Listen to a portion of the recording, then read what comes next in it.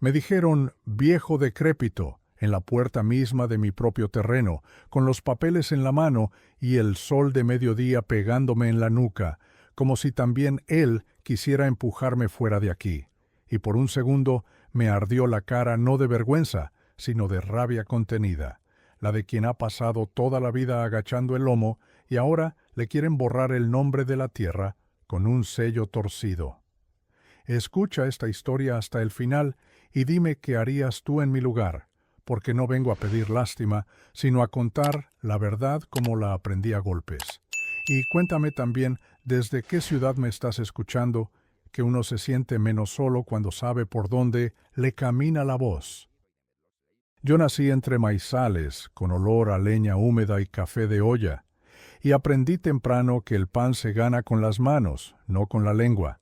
Por eso fui albañil primero, carpintero después, y cuando el tiempo apretó, salí a sembrar en el pedazo de campo que conseguí a punta de madrugadas, un terreno chico a la orilla del camino, cerca de un arroyo que en agosto se hace trizas, pero que en los meses de lluvia baja cantando y deja el suelo negro como promesa. No fue herencia, fue paciencia. Guardé peso sobre peso, rechacé antojos, levanté paredes ajenas mientras soñaba con la mía, y cuando por fin pude, pagué en cuotas que parecían eternas una franja de tierra con nopales tercos y piedras como huesos de gigante. La medí con cinta prestada, la cercé con poste y alambre, y planté un fresno en la esquina para que me hiciera sombra de abuelo cuando llegaran los años. No te miento, a ese pedazo lo quise como a un hijo, porque allí enterré a mi perra vieja. Allí le recé a la Virgencita cuando mi Mercedes se enfermó. Allí enseñé a mis muchachos a enderezar clavos y a no escupir al suelo del vecino. Allí asé carne los domingos. Allí me bebí mis tristezas mirando el atardecer teñir de naranja los cerros. Y cada vez que el pueblo celebraba la fiesta patronal, yo llevaba a la procesión una vela grande por los vivos y otra chiquita por los que se habían ido, y regresaba tarde con las orquestas rebotando en la calle y una bolsa de pan dulce para el desayuno del día siguiente. En ese mismo pueblo me gané el apodo de Don Lalo, que no suena a licenciado ni falta que le hace, porque a un hombre lo sostiene su palabra y su espalda derecha, no el título enmarcado. Con los años aprendí también a callar cuando convenía. Yo serví en uniforme en tiempos revueltos. Nada de heroísmo de cartel ni fotos para colgar atrás del escritorio, apenas el deber cumplido y cicatrices que no se ven. De esos días me quedaron amigos que el destino sembró a lo largo del mapa como balizas de madrugada, hombres con la misma escuela de apretar la quijada y no retroceder. Cada quien siguió su rumbo.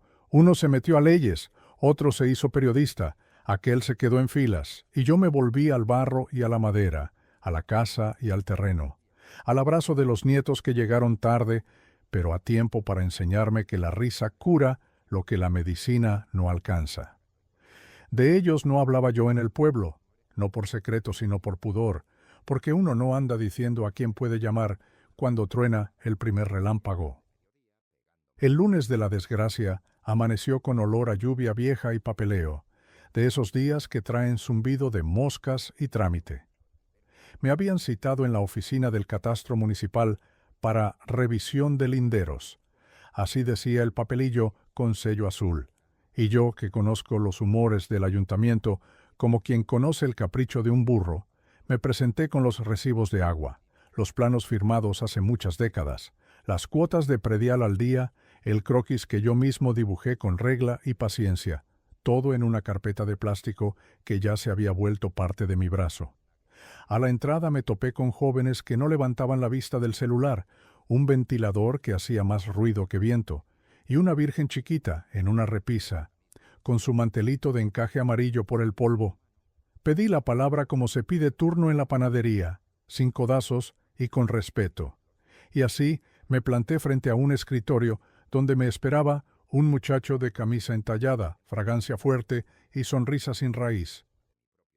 Me dijo que había observaciones, que el mapa nuevo traía actualizaciones, que mi arroyo ahora era zona federal y que el trazo de la calle corría 2 metros hacia adentro, justo por mi cercado, y que en resumen yo debía aceptar el reajuste para facilitar la modernización del municipio.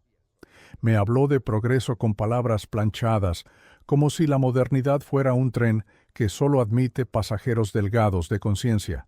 Yo asentí, pedí ver las actualizaciones, y cuando me mostraron un papel sin firma de ingeniero y con sellos que parecían recién salidos del horno, pregunté por el director. Me hicieron esperar, y en esa espera conocí al que luego sería mi verdugo de escritorio, un funcionario de traje claro, reloj ancho, mirada de quien cuenta billetes en la cabeza, que me recibió con condescendencia de maestro aburrido y antes de sentarse soltó lo que hasta hoy me arde como sal en carne viva. No haga corajes, viejo decrépito, colabore con el cambio y todo será más fácil. Ahí no me exploté, porque un hombre aprende que la rabia suelta no clava el clavo derecho. Me humedecí los labios, invoqué a mi Mercedes para que me templara el pulso y le dije que mi terreno tenía medidas antiguas pero legales, que el arroyo no era excusa para arrancar al hambre y que yo estaba dispuesto a escuchar si me hablaban con documentos, no con amenazas. Él chasqueó la lengua, hizo un gesto a un asistente para que trajera otra carpeta y anunció con voz de notario de feria que había reportes de que la cerca invadía un área de interés público y que, en consecuencia, se iniciaría un proceso administrativo de recuperación. La palabra recuperación se me quedó hecha espina. Recuperar. ¿Qué? Si yo nunca le quité nada a nadie, si lo único que hice fue ponerle nombre a un pedazo que era de nadie y volverlo de todos con trabajo, cosecha, sombra y vida. Salí de esa oficina con el piso moviéndose como canoa en río crecido, y afuera el pueblo seguía su ritmo de lunes.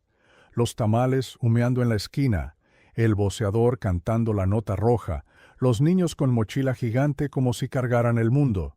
Y yo, con mi carpeta apretada contra el pecho, caminé hasta la parroquia y me senté en la banca de siempre, debajo del Cristo que me ha visto en mis derrotas y en mis alegrías, y allí me quedé largo rato, contando mi respiración como quien cuenta granos de maíz, hasta que me acordé de algo que había prometido no olvidar. Uno no está viejo mientras todavía puede alzar el teléfono y pedir un consejo. Encendí el aparato con manos que ya no son de joven, pero todavía son firmes, y marqué un número que no usaba desde hacía demasiados años, un número que lleva en su tono el eco de una marcha y el olor a lona mojada. Cuando contestaron, mi voz salió baja, pero no temblorosa. «Hermano, soy Lalo. Parece que empezó la tormenta». Y del otro lado, tras un silencio corto, me respondieron con esa calma que precede al trueno. «Dime dónde estás y no cuelgues». La voz del otro lado era la de Mateo, a quien no veía desde hacía más de 20 años, y sin embargo, la reconocí como si hubiéramos compartido la guardia apenas ayer. Tenía ese tono grave de los que saben escuchar antes de hablar, y me hizo cerrar los ojos porque de pronto me vi joven, con el uniforme sudado, el fusil colgado y la certeza de que ninguno de nosotros estaba solo mientras hubiera alguien dispuesto a cubrirte la espalda. Le conté lo justo, no me extendí, apenas que había un funcionario queriendo moverme la cerca como quien mueve una ficha de ajedrez y que ya me había insultado llamándome viejo decrépito en mi propia cara. Del otro lado escuché un resoplido y luego un silencio cargado de decisiones. «No te preocupes, Lalo, no te van a sacar ni un metro sin que lo peleemos, y no me refiero a peleas de machete, sino de las que dejan huella. Dame unas horas y hablamos». Colgué y sentí que la plaza se llenaba de ecos de tiempos pasados, como si mis compañeros marcharan conmigo, aunque solo fueran recuerdos. Esa tarde regresé al terreno con un cansancio distinto, no físico, sino de alma, y me senté bajo el fresno que planté de joven. El aire olía a tierra húmeda porque había llovido un rato, y los gallos de un vecino cantaban como si fuera a amanecer de nuevo. Pasé la mano por la corteza áspera del árbol y recordé a Mercedes llevándome un jarro de agua fresca. Mientras yo clavaba los primeros postes, recuerdo tan vivo que hasta sentí el sabor metálico del sudor mezclado con el maíz que tostábamos en brasero. Me pregunté qué diría ella si viera a su Lalo de 70 y tantos años todavía peleando por el mismo pedazo de tierra, y me respondí que sonreiría de lado, como cuando yo volvía derrotado de la obra y ella me ponía un taco caliente en la mano sin decir nada, porque el amor también se demuestra en silencios. Al día siguiente llegaron al pueblo 2 camionetas blancas, de esas con vidrios oscuros que levantan polvo en el camino y hacen voltear a todos los vecinos. Era martes de tianguis y la gente se apartó como quien ve pasar un cortejo extraño. De una bajó Mateo, con el cabello ya blanco pero el paso firme, acompañado de un joven trajeado que me presentó como licenciado Arismendi, abogado de renombre en la capital, y para sorpresa mía, hijo de otro de nuestros viejos compañeros de armas. Del segundo vehículo bajó una mujer delgada, pelo corto, grabadora en mano, que me abrazó antes de decir su nombre. Clara, la periodista que tantas veces habíamos visto pelear con palabras en tiempos de dictados y censura, ahora con mirada más afilada que nunca.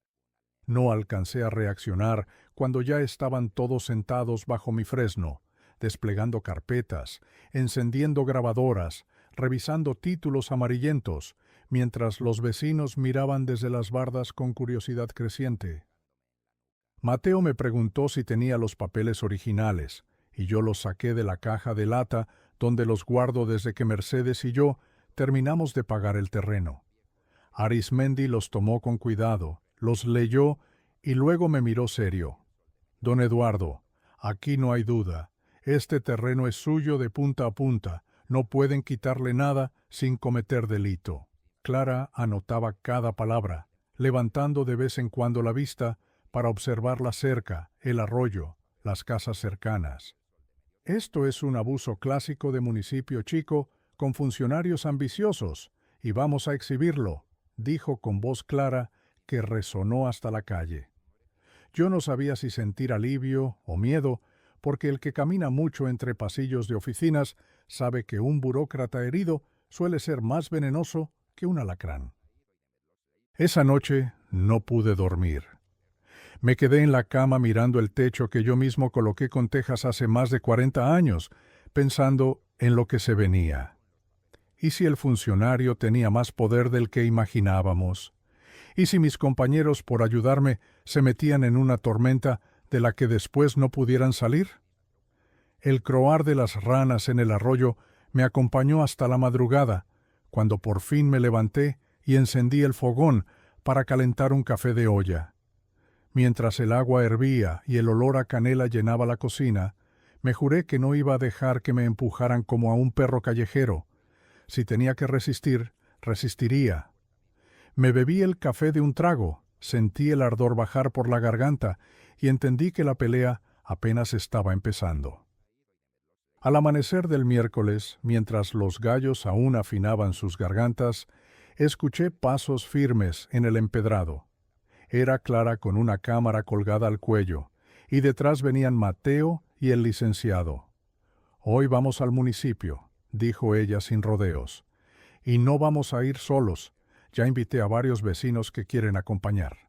Salí con ellos, con el corazón golpeando como tambor de procesión, y al doblar la esquina, vi que ya éramos más de 20, hombres y mujeres del barrio, algunos con sombrero de palma, otros con canastas del mercado, todos decididos a caminar juntos. Y entonces, por primera vez en muchos años, sentí que no estaba peleando solo, que mi terreno no era solo mío, que la dignidad de un viejo también podía ser la dignidad de un pueblo entero. Al llegar frente al edificio del municipio, el aire se puso pesado como antes de tormenta. Las campanas de la iglesia habían dado las 8 y el mercado todavía olía a frutas recién cortadas. Pero allí, en la explanada, el ambiente era distinto, una mezcla de tensión y murmullo que hacía eco entre las paredes descascaradas. El funcionario de traje claro, el mismo que me llamó viejo decrépito, Salió escoltado por 2 asistentes con carpetas y se topó con la procesión de vecinos que nos acompañaba. Nos miró con una sonrisa torcida, esa que no llega a los ojos, y dijo en voz alta para que todos oyeran: «Ah, así que el señor trajo porra, pues con porra o sin porra, la ley se cumple». Yo apreté los dientes, pero fue Clara quien dio un paso adelante, levantando su grabadora como si fuera un arma. La ley se cumple, sí, pero no la corrupción, y menos cuando pretende despojar a un ciudadano con papeles en regla. Estoy transmitiendo en vivo. Esa frase corrió entre la gente como chispa en pasto seco, y los murmullos se transformaron en aplausos. El licenciado Arizmendi pidió audiencia formal, mostrando credenciales que hicieron palidecer a más de un burócrata. Mateo, con su porte sereno, se plantó a mi lado como si estuviera de guardia, y yo sentí un calor en el pecho que hacía tiempo no sentía, la certeza de que mis viejos hermanos de armas no me iban a dejar caer. Nos hicieron pasar a la oficina grande, con ventiladores que giraban perezosos y un retrato del presidente colgado torcido en la pared. Allí, el funcionario intentó imponer su voz, recitando artículos a medias, torciendo términos legales como quien amasa barro. Pero Arizmendi lo frenó de inmediato, con documentos originales, con citas claras, con la fuerza tranquila de quien sabe que la verdad tiene peso propio. Yo observaba, con las manos sobre la carpeta de mis papeles, y cada vez que el funcionario intentaba levantarse, Clara apuntaba su cámara y el hombre volvía a hundirse en la silla como si lo clavaran. «Señor», dijo Mateo finalmente, rompiendo el silencio como martillo en yunque. «Conozco bien lo que significa defender la tierra. La he defendido con estas manos en circunstancias más duras que esta oficina. Le aconsejo que no insista en un error que puede costarle más de lo que imagina». El funcionario tragó saliva, y por un segundo vi en sus ojos el reflejo del miedo, ese miedo que tienen los que nunca han sabido lo que es luchar por algo real. Pero enseguida se repuso, chasqueó la lengua y soltó: «Esto se arregla con dinero, viejo. ¿Cuánto quiere por su terrenito? Nosotros sabemos cómo repartir el pastel». El insulto volvió a golpearme como piedra, pero esta vez no me callé. Me levanté despacio, apoyando las manos en la mesa, y con voz baja pero firme, respondí: «Mi tierra no está en venta, ni por usted ni por nadie. Aquí está mi vida, aquí está la sombra de mi mujer, aquí están mis recuerdos, y si cree que me va a arrancar todo eso con un cheque, es que no entiende lo que vale la dignidad de un hombre». Los vecinos que nos acompañaban escucharon desde la puerta, y la ovación que estalló después llenó el pasillo, subió las escaleras y salió hasta la plaza. El funcionario intentó ordenar que desalojaran el edificio, pero ya era tarde. Clara transmitía en vivo, los nombres y las caras quedaban grabados, y el rumor en el pueblo crecía como río desbordado. Esa tarde, al regresar a mi casa, el fresno parecía más grande que nunca, y por primera vez en mucho tiempo me sentí fuerte. No porque hubiera ganado nada todavía, sino porque ya no tenía miedo de perder. Y mientras la noche caía lenta sobre el arroyo, supe que aquella batalla apenas empezaba, y que cada paso de resistencia iba a costar, pero también a enseñarme hasta dónde podía llegar un viejo, cuando lo empujaban demasiado cerca del abismo. Esa noche, el pueblo entero parecía un hormiguero agitado. Las vecinas que vendían tamales comentaban lo sucedido en la plaza, los hombres en la cantina golpeaban la mesa, diciendo que ya era hora de ponerle freno a tanto abuso, y los jóvenes grababan videos con sus celulares que luego corrían de mano en mano. Yo me quedé sentado bajo el fresno, mirando cómo las luciérnagas encendían su pequeño fuego en la oscuridad, y sentí que la vida me estaba dando una segunda oportunidad para demostrar que la vejez no es derrota, sino memoria convertida en fuerza. Mercedes me vino al recuerdo, con su voz pausada que siempre me decía: «Lalo, no te dejes». Y yo apreté los labios con un nudo en la garganta, jurando que no daría un paso atrás. Al día siguiente, mientras yo barría la entrada del terreno, se presentó un hombre alto, de sombrero ancho y botas recién boleadas. Traía un portafolio negro y hablaba con tono calculado. «Don Eduardo», me dijo, «vengo en nombre del municipio a ofrecerle una salida amistosa. Usted sabe que no conviene enfrentarse a la autoridad. Es mejor llegar a un arreglo, vender su terreno, recibir una buena compensación y evitarse disgustos. Mire que ya tiene edad para descansar, no para andar en pleitos». Cada palabra me caía como plomo en el estómago, pero no lo interrumpí. Lo dejé terminar, y cuando cerró su discurso con una sonrisa aceitosa, lo miré de frente y le respondí: «Joven, descanso tendré cuando me muera, pero hoy todavía tengo voz y manos, y no voy a vender lo que construí con toda una vida. Dígale a quien lo mandó que mi tierra no está en negociación». El hombre se incomodó, guardó sus papeles sin insistir y se alejó rápido, pero yo supe que volverían, porque la ambición nunca se retira a la primera. Esa misma tarde sonó mi teléfono. Era Clara. «Don Eduardo, su historia ya está circulando en la prensa digital. La gente está indignada, lo llaman ejemplo de dignidad y quieren venir a entrevistarlo». Yo me quedé en silencio, no porque me diera miedo, sino porque nunca imaginé que un viejo de manos callosas y ropa gastada pudiera convertirse en noticia. «Que vengan», dije finalmente. «No tengo nada que ocultar». A la hora de la cena llegaron dos jóvenes reporteros con cámaras. Me preguntaron cómo había empezado todo, qué significaba para mí ese terreno, y yo les hablé como sé hablar, sin adornos, recordando cada sacrificio, cada día de trabajo, cada noche en vela para pagar las cuotas. Les conté que ese pedazo de tierra era mi testamento vivo, que allí se resumía mi historia.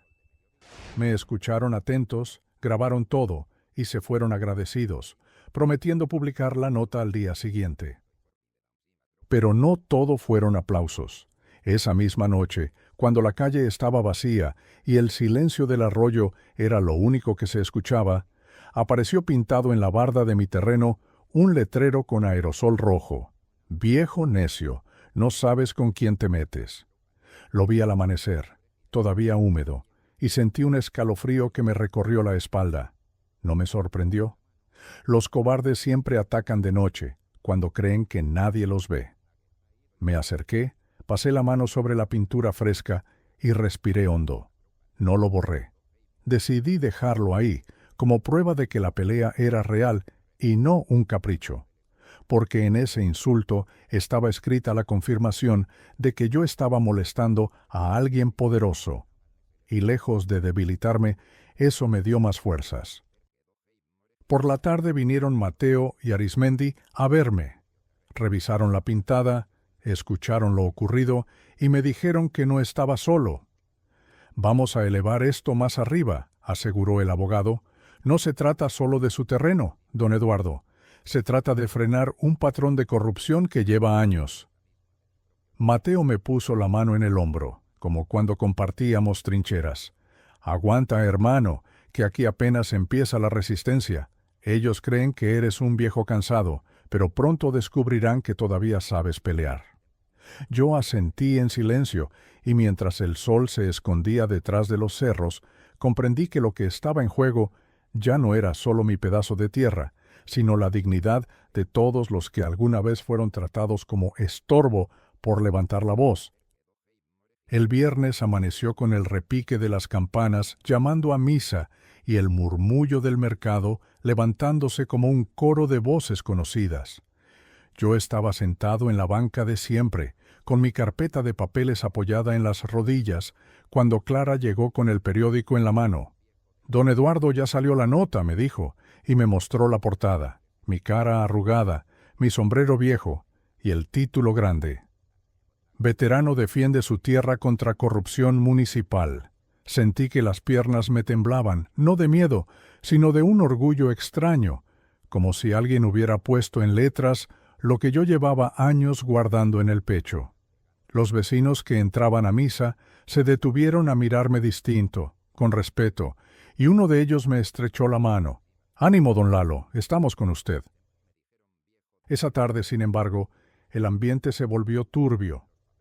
2 patrullas se estacionaron frente a mi terreno, y de ellas bajaron policías jóvenes, con cara de no entender muy bien por qué estaban allí. Uno de ellos me pidió de manera seca que les mostrara autorización para ocupar la franja junto al arroyo. Les entregué los papeles, pero ni los miraron. «Tenemos órdenes de revisar», dijeron, y comenzaron a caminar por mi terreno como si fueran dueños, pateando la tierra, tomando fotos con sus celulares. Yo los seguí en silencio, con los puños cerrados, hasta que apareció Mateo con paso firme, saludando apenas con un gesto militar. Les habló con voz grave, enseñó una credencial que guardaba en la cartera, y de pronto los muchachos se pusieron nerviosos. «Retírense», les dijo. «Aquí no hay nada ilegal, y si insisten, tendrán que explicárselo a sus superiores». Los policías recogieron rápido sus cosas y se fueron sin mirar atrás. Yo respiré hondo, agradecido, pero también comprendí que el funcionario estaba decidido a intimidarme de cualquier forma. Al caer la noche, el pueblo entero parecía estar de mi lado. Vinieron comadres con cazuelas de frijoles, muchachos con guitarras, viejos amigos que no veía hacía años, todos diciendo lo mismo: «Don Lalo, esta tierra no se toca». Bajo el fresno, encendimos una fogata pequeña y compartimos pan dulce, café de olla y canciones rancheras. Alguien dijo que aquello parecía una vigilia, y así fue. Nos quedamos hasta tarde, hablando de cómo cada familia había sufrido alguna injusticia, cómo el poder siempre buscaba aplastar al más débil. Yo escuchaba en silencio, mirando el fuego, y pensaba que quizás esta pelea no era solo mía, que de algún modo representaba a todos. Al día siguiente, sábado, me llegó un sobre sin remitente. Adentro había una hoja mecanografiada con letras torcidas. «Retírate ahora o atente a las consecuencias». No sentí miedo, sentí rabia. Caminé hasta la plaza, donde los vecinos estaban montando los puestos para la feria patronal, y mostré la carta a todos. «Miren», dije, «así trabajan los cobardes, escondiéndose detrás del papel». Los murmullos crecieron, la noticia se regó como pólvora, y más de uno me ofreció quedarse a dormir en mi terreno para acompañarme. Yo agradecí, pero respondí que no hacía falta, que no era justo poner en riesgo a nadie más. Sin embargo, esa noche, cuando ya me disponía a acostarme, escuché pasos afuera. Eran 3 jóvenes del barrio, con cobijas y termos de café. «No se enoje, don Lalo, pero no lo vamos a dejar solo. Si quieren venir a molestar, que nos encuentren a todos». No supe qué contestar, solo sentí que los ojos se me llenaban de lágrimas y miré al cielo, murmurando un gracias a Mercedes, porque yo sabía que desde donde estuviera, ella también sonreía, viendo que su viejo no estaba solo. Y mientras el fuego de la pequeña fogata iluminaba las caras decididas de aquellos muchachos, entendí que la batalla ya no era entre un funcionario y un viejo. Era entre la dignidad y la prepotencia. Y esa noche, al cerrar los ojos, supe que la resistencia apenas estaba comenzando, pero que ya no me pertenecía solo a mí. El domingo, día de fiesta patronal, el pueblo amaneció con cohetes tronando en el cielo y olor a barbacoa que salía de los patios. Las calles estaban llenas de puestos con papel picado, niños corriendo con globos y música de banda que se mezclaba con el repique de campanas. Yo caminé entre la gente con mi sombrero gastado, saludando a unos y a otros, sintiendo que cada palmada en la espalda era como un escudo nuevo contra la soledad. Pero también notaba miradas raras, hombres de traje que no eran del pueblo, que hablaban entre ellos y de vez en cuando me señalaban de lejos. No me dejé intimidar. Entré a la iglesia, encendí una vela por Mercedes y otra por mi madre, y al salir me encontré con Clara y Mateo, que me esperaban junto a la fuente. «Hoy no es día de callar», dijo Clara. «Hoy todo el pueblo está reunido y es el momento de que escuchen su voz». Yo nunca fui hombre de discursos. Apenas sabía juntar palabras sencillas para dar las gracias, pero esa tarde me encontré en el kiosco de la plaza con un micrófono en la mano y el corazón golpeándome como tambor. La gente se reunió alrededor, algunos curiosos, otros solidarios, y yo hablé como me salió. Vecinos, no vengo a pedir favores ni a levantar pleitos. Vengo a defender lo que es justo. Este terreno que quieren quitarme no es solo mío. Es la historia de mi familia. Es el esfuerzo de toda una vida. Y si hoy me lo arrebatan, mañana irán por el de ustedes. No podemos permitir que la ambición nos deje sin raíces. Un silencio pesado llenó el aire, y luego, de pronto, estallaron los aplausos. No eran gritos de rabia, eran palmas de acuerdo, de compromiso. Sentí un nudo en la garganta, pero también una fuerza que no había sentido en años. La fiesta siguió, pero ya no era igual. En cada esquina alguien me ofrecía un taco, un mezcal, un abrazo. Los mariachis tocaron Las Mañanitas, aunque no era mi cumpleaños, y un niño que no conocía se acercó con una flor amarilla arrancada del jardín de su casa, para que no lo saquen, abuelo. Yo la guardé en el bolsillo de mi camisa, y todavía puedo sentir su olor sencillo y fresco. Esa noche, bajo el fresno, la vigilia fue más grande que nunca. Vinieron familias enteras, trajeron guitarras, rezos que mezclaban el Padre Nuestro con canciones rancheras, y hasta el padre del pueblo se acercó a dar su bendición. Don Eduardo, me dijo, la dignidad también es un don de Dios, y defenderla nunca es pecado. Pero mientras todo esto pasaba, las sombras no se quedaban quietas. Al amanecer del lunes encontré la cerca de mi terreno cortada en un tramo, y las huellas frescas de botas que habían entrado durante la noche. No robaron nada, apenas arrancaron un par de estacas y dejaron todo revuelto, como para demostrar que podían hacerlo. Me arrodillé, toqué la tierra removida y cerré los ojos.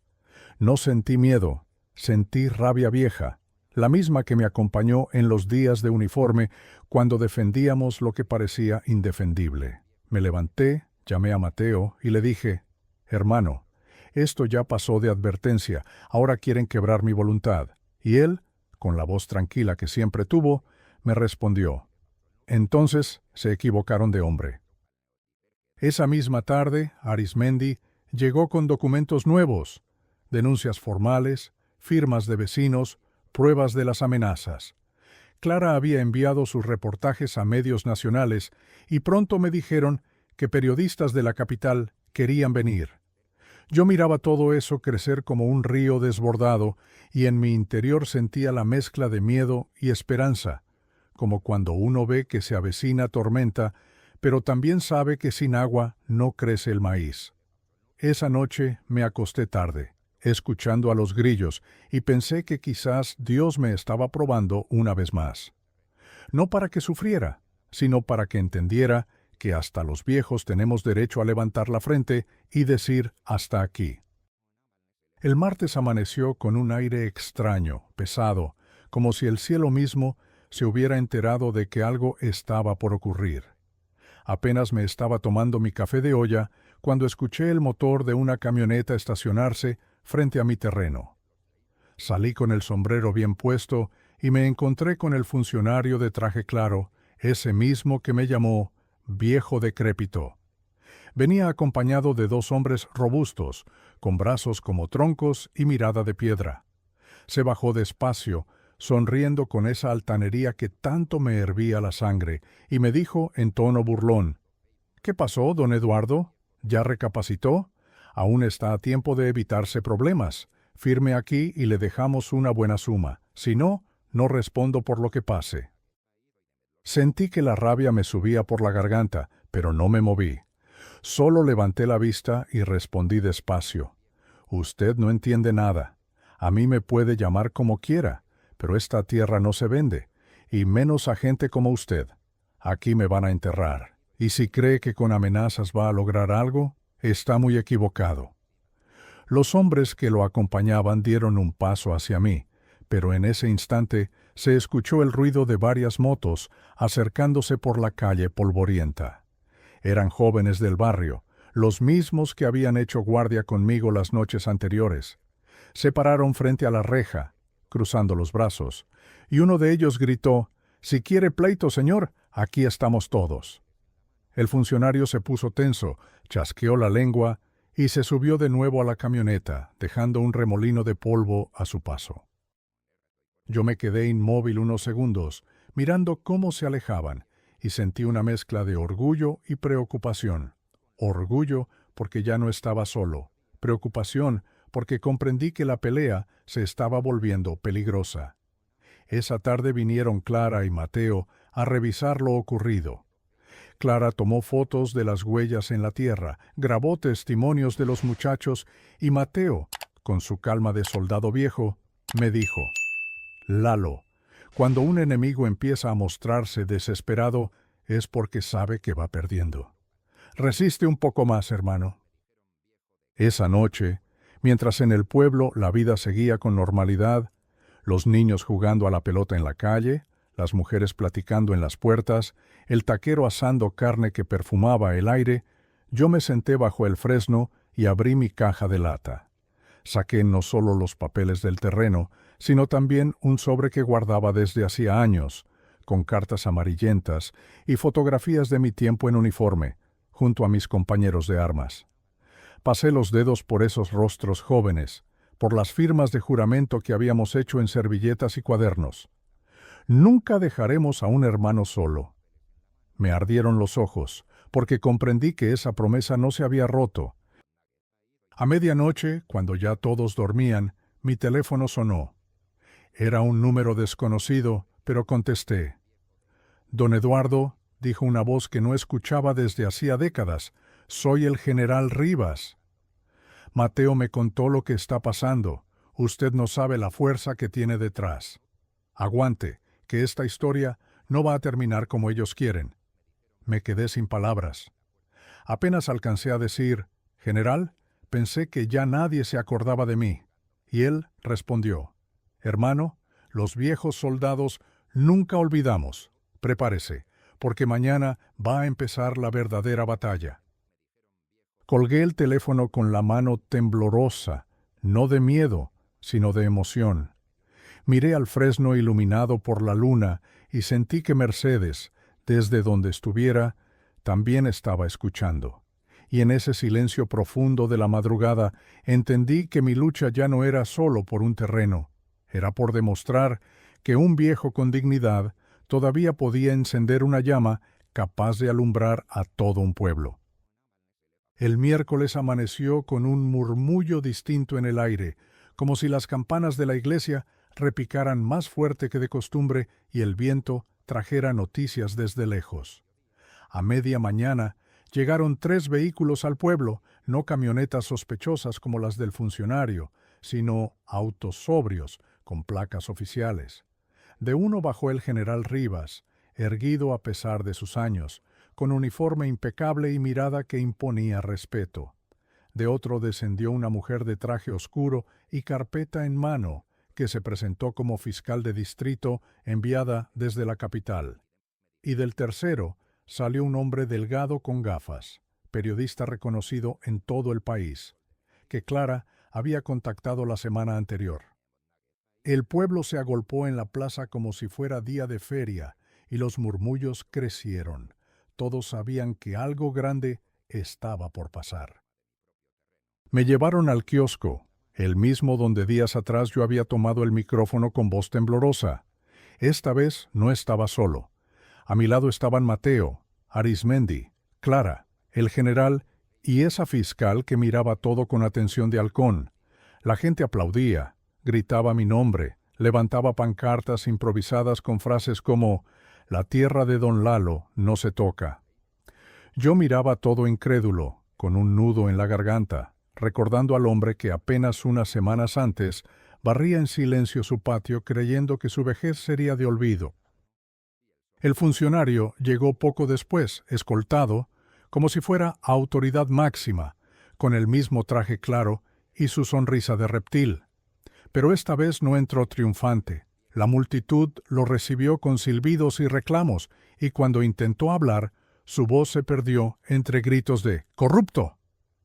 Intentó calmarse, levantó los brazos, pero Clara ya lo estaba grabando de frente y el periodista de la capital apuntaba su micrófono hacia la multitud. Fue la fiscal quien pidió silencio y abrió la carpeta que traía en las manos. Aquí, dijo con voz firme, consta la denuncia presentada por don Eduardo Ramírez, veterano de este país, respaldada por títulos de propiedad, originales, recibos de predial pagados durante más de 4 décadas y pruebas de intentos de despojo e intimidación. Hemos iniciado una investigación formal por corrupción y abuso de autoridad.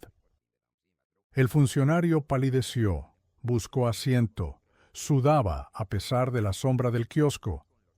El general Rivas dio un paso adelante, lo miró fijo y pronunció pocas palabras, cada una como piedra. Usted se atrevió a insultar a un soldado de esta nación, a llamarlo decrépito, mientras pretendía arrebatarle lo que levantó con sus manos. Sepa que no está solo, sepa que detrás de este hombre estamos todos los que alguna vez juramos defender la justicia. Los aplausos estallaron como trueno, y yo, que apenas podía mantenerme en pie, sentí que la sangre me hervía como en mis 20 años. Ese día no se resolvió todo, no hubo milagro instantáneo. Pero lo que sí ocurrió fue más importante. El funcionario dejó de ser el dueño de la plaza, su poder se resquebrajó frente a todos, y la gente vio con sus propios ojos que el miedo se podía vencer. Esa noche, al regresar a mi terreno, me senté bajo el fresno, escuché el murmullo del arroyo y pensé que quizá esa era la verdadera batalla que la vida me había reservado para la vejez, no pelear por mí solo, sino encender en otros el coraje de defender lo suyo. Y mientras el viento agitaba las hojas del árbol, comprendí que la tormenta apenas estaba alcanzando su punto más fuerte, y que lo que vendría después iba a decidir no solo mi destino, sino también el del pueblo entero. El jueves amaneció con un silencio raro, como si el pueblo entero contuviera la respiración. No hubo cohetes ni pregones, apenas el canto apagado de los gallos. Yo salí al patio temprano, con el corazón inquieto, y me encontré a 2 vecinos esperando en la entrada. «Don Lalo», me dijeron, «tenga cuidado, dicen que el funcionario está furioso, que anoche se reunió con gente de fuera y que no se va a dejar humillar». Agradecí el aviso, pero no me moví. Me senté bajo el fresno, ese árbol que ya era mi refugio, y esperé a que llegara lo que tuviera que llegar. A media mañana, 3 camionetas negras entraron levantando polvo por la calle principal. Se estacionaron frente a mi terreno y de ellas bajaron hombres robustos, con camisas abiertas y miradas duras. No eran policías, eran matones, de esos que se alquilan para intimidar. El funcionario venía detrás, con la cara desencajada, y gritó para que todos escucharan. «Hoy mismo se acaba esta farsa. Ese terreno pasa a manos del municipio por las buenas o por las malas». Yo me puse de pie, con la carpeta de papeles en la mano, y respondí despacio. «Por las buenas, ya le dije que no. Por las malas, pues aquí me tiene». El silencio duró apenas un instante, porque en ese momento comenzaron a sonar las campanas de la iglesia, repicando con fuerza, como si anunciaran una desgracia. Pero no era desgracia, era señal. Del otro extremo de la calle apareció un grupo de vecinos, mujeres con rebozo, hombres con sombrero, jóvenes con guitarras colgadas al hombro, todos caminando juntos hacia mi terreno. Al frente venía Clara con su cámara encendida, y junto a ella el periodista de la capital, transmitiendo en vivo. Los matones se miraron entre sí, nerviosos, porque sabían que cualquier golpe quedaría grabado y visto por todo el país. Mateo llegó poco después, acompañado de 2 soldados retirados que habían sido nuestros compañeros de armas. No traían fusiles ni uniformes, apenas sus cuerpos viejos pero firmes, y su sola presencia hizo retroceder a los hombres contratados. «¿Qué pasa aquí?», preguntó Mateo con voz que no admitía réplica. El funcionario intentó hablar de ordenanzas y autorizaciones, pero la fiscal de distrito, que también había llegado, le mostró un papel sellado. suspensión inmediata de cualquier acción sobre mi terreno hasta que concluyera la investigación. Los aplausos de la multitud retumbaron como disparos de alegría, y por primera vez vi al funcionario titubear, mordiéndose los labios. Yo miraba todo en silencio, con las manos apretadas sobre mi carpeta, y sentía que las piernas apenas me sostenían. No era miedo, era emoción pura. Porque comprendí que ya no era yo contra él, era un pueblo entero contra la prepotencia, el fresno, el arroyo, las piedras que cargué en mi juventud, todo parecía susurrar a la vez. Resiste, Lalo, que la victoria se está cocinando. Esa noche, cuando el sol se escondió detrás de los cerros y el aire trajo olor a leña y pan recién hecho, me senté de nuevo bajo el árbol y cerré los ojos. Sentí que la tormenta estaba en su punto más bravo, pero también que la dignidad, una vez despertada, no se deja apagar tan fácil. Y allí, en medio de la oscuridad, entendí que lo peor había pasado, pero lo decisivo estaba por venir. El viernes fue distinto. No hubo camionetas, no hubo amenazas en la madrugada, apenas el canto normal de los pájaros y el rumor del arroyo, como si la naturaleza misma quisiera decirme que la tormenta empezaba a disiparse. Salí al patio con mi taza de café de olla, y por primera vez en semanas respiré hondo, sin sentir un nudo en el pecho. Poco después llegó la fiscal con un sobre en la mano. Me lo entregó en silencio y yo lo abrí despacio, con las manos temblorosas. Adentro estaba la resolución provisional. El terreno quedaba protegido legalmente, intocable, hasta que terminara la investigación. Y en letras claras se leía que yo era el único propietario legítimo. Sentí que las lágrimas me nublaban la vista, no de tristeza, sino de alivio. Al mediodía, la plaza se llenó otra vez, pero ya no de gritos de enojo, sino de música, de guitarras, de risas. Los vecinos llegaron con cazuelas de mole, tortillas recién hechas, pan dulce y garrafones de agua fresca. Era como si el pueblo entero hubiera decidido que esa era nuestra victoria, no solo mía. Clara grababa todo, el periodista de la capital transmitía en directo y la gente bailaba bajo el sol como si fuera feria patronal. Yo me quedé sentado en el kiosco, con el sombrero sobre las rodillas, mirando a mis nietos correr entre la multitud. Porque sí, esa tarde, Patricia, mi nuera, había mandado a los niños con un recado. Su madre no quiso venir, pero los chicos quieren verlo. Cuando me abrazaron, sentí que la herida que más dolía empezaba a cerrarse. El funcionario no volvió a aparecer. Dicen que pidió licencia, otros que huyó a la capital buscando refugio. Poco me importó. Lo que me quedó grabado fue la última mirada que me lanzó cuando se retiró escoltado por los suyos. No era odio, era derrota.